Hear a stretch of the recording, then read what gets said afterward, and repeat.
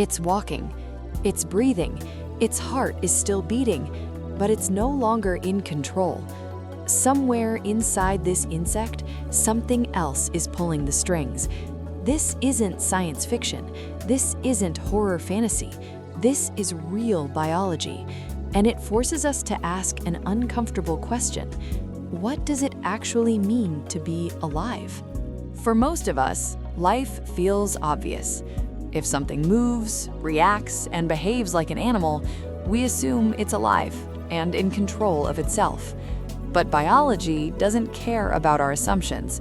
In nature, movement doesn't always mean agency, and survival doesn't always belong to the organism we're watching.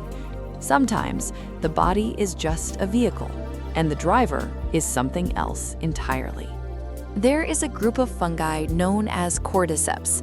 They don't hunt the way animals do. They don't bite. They don't chase. They infect. A single spore lands on an insect, an ant, a beetle, a wasp.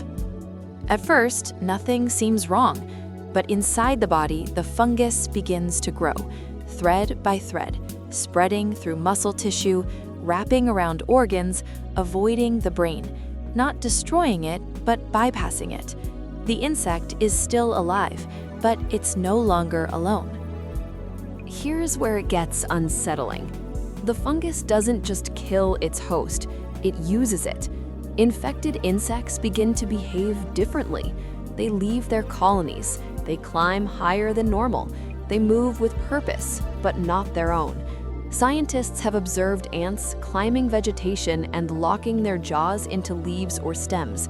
This behavior benefits only one thing: the fungus. At the perfect height, in the perfect humidity, the insect dies, and something grows out of its body. The host didn't decide this, it was directed. At this point, the insect is no longer surviving. It's functioning. Muscles still fire, limbs still move, the body making is gone. This raises a disturbing idea. If an organism can move, act, and react without making choices, is it still alive in the way we think? Or is it just a biological machine running someone else's program? Scientists still don't fully understand how Cordyceps controls behavior with such precision, but what we do know is this: the fungus doesn't need consciousness, it only needs chemistry. This didn't evolve once. Variations of Cordyceps exist across the world, each adapted to a specific host species.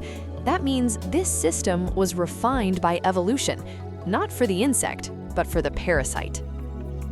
From an evolutionary perspective, the insect's body becomes an extension of the fungus, a tool, a temporary structure.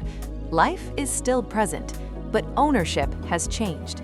And that's what makes this so uncomfortable, because it shows that life can be repurposed.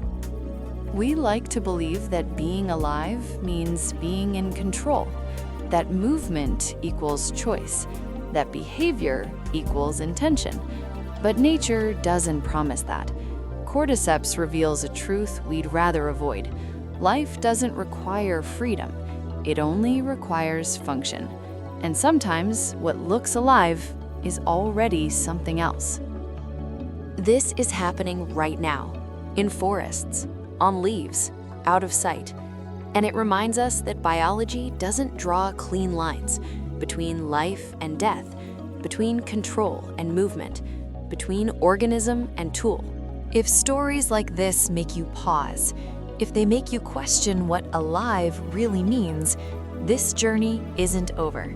Subscribe to explore more moments where nature quietly breaks the rules we rely on. Because the deeper we look, the more we realize life isn't always what it appears to be.